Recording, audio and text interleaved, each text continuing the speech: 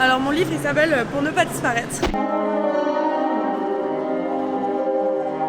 Et en fait je voulais vraiment raconter mon histoire dans le patinage, les raisons un peu de mon départ du milieu de la compétition et au travers mon expérience de lier aussi l'humain et l'athlète, montrer ce que c'est d'être une femme dans ce milieu et au-delà des performances et au-delà de tout ça.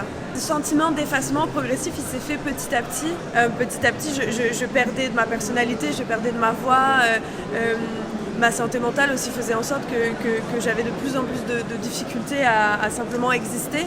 Petit à petit, j'ai réalisé que voilà, mon environnement autour de moi en fait, me reniait cette possibilité d'exister pleinement et de m'exprimer. C'est le propre de l'emprise aussi. Je pense que le patinage, ça veut créer cette image de monde à part, de monde de rêve un peu, mais finalement qui n'est pas du tout connecté à la réalité. Des vraies personnes, on est des vrais humains derrière ces performances-là. C'est sûr que ça a été un peu mouvementé, on va dire, depuis que mon livre est sorti, mais aussi de l'autre côté, dans mes messages privés en tout cas, j'ai énormément de messages de soutien et de gens qui me remercient justement d'avoir pris la parole. Donc j'ai vraiment fait la part des choses entre des choses que j'accepte maintenant et des choses les choses sur lesquelles je veux me concentrer dans ce milieu-là, choses qui sont positives pour moi.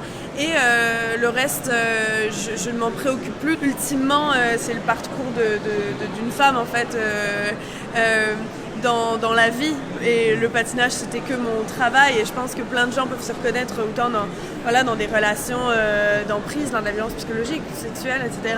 Ça, c'est des choses que beaucoup de gens vivent et n'ont pas besoin d'être dans le monde du patinage. Donc j'ai attendu très longtemps avant de demander de l'aide, et une aide qui m'a vraiment sauvé la vie. Et ça, c'est vraiment ça que je dirais de ne pas attendre.